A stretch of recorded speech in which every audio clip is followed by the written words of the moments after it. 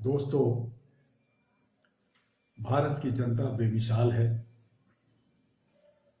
800 साल पुराने गुलाम रहने, सांप और बिच्छुओं से खेलने और 75 वर्षों से अधूरी आज़ादी के बाद भी जनता बादशाह है।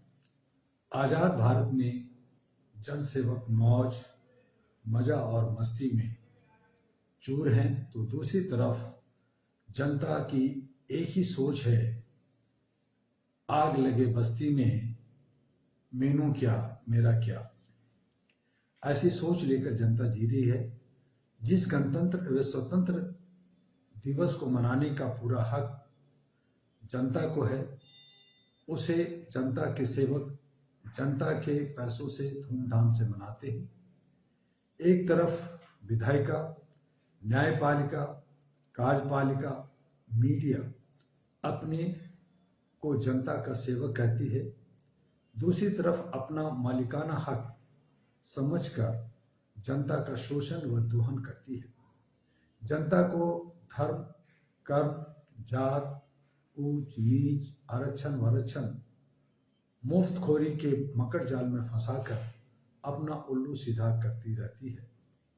आज आवश्यकता है संविधान में आमूल-चूल परिवर्तन करने का, जिसमें पहले सभी जनप्रतिनिधियों को चाहिए कि अपने घर, दफ्तर, वाहन पर जनसेवक प्रधानमंत्री, जनसेवक राष्ट्रपति, जनसेवक राज्यपाल, जनसेवक मुख्यमंत्री, जनसेवक नौकरशाह और जनसेवक मीडिया व अन्य लिखें।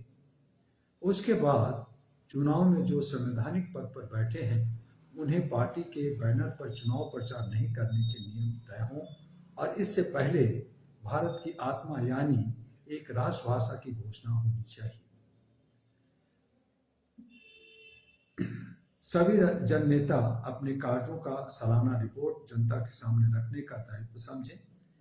देश हित और समाज हित में सभी नौकरशाह की एक जिम्मेदारी तय हो, तभी भारत महान बनेगा, अखंड बनेगा और समानता के साथ अनेकता में एकता का परचम जनता फहराएगी। आप सभी को आने वाले 26 जनवरी गणतंत्र दिवस की शुभकामनाएं, बहुत बहुत शुभकामनाएं। आशा करते हैं कि अहरा के साथ साथ भारत की जनता हमारी भावनाओं को समझेगी और दलगत धार्मिक आस्थाओं से ऊपर उठकर सही माने में गणतंत्र दिवस और स्वतंत्रता दिवस एक त्यौहार के रूप में जनता जनार्दन मनाएगी, न कि जनसेवक। आज धन और ताकत वाले एक बार पुनः अप्रत्यक्ष रूप से हम सभी जनता को गुलाम बनाने पर तुले हैं। हम सभी जनता को अपने विवेक से सावधान होने की जरूरत है और आवाज देने की जरूरत है।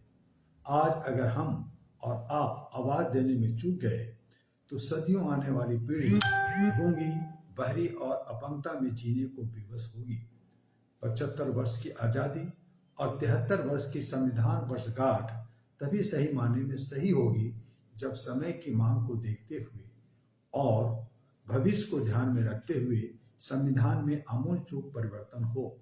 साथ ही हमारी पिछले कई वर्षों से 3 सूत्री मांगे, जो पहला यमुना का सौंदर्यीकरण, दूसरा भारत की सभी नदियों को जोड़कर पर्यटन एवं कृषि को समृद्ध बनाना, तीसरा व्यवस्था में आमूल-चूल परिवर्तन समय की मांग को देखते हुए करना चाहिए और अंत में कहना चाहूँगा कि जनप्रतिनिधियों के लिए शिक्षा, अनुभव और साफ सुथरी छवि का एक पैमाना संविधान के अंदर तय हो, तभी हमारा देश सही माने में खुशहाल और अमन रहेगा। इसके साथ ही धन्यवाद आपका। डॉक्टर एमी दुआ, अध्यक्ष अहरा। पुनः जल्द मिलेंगे।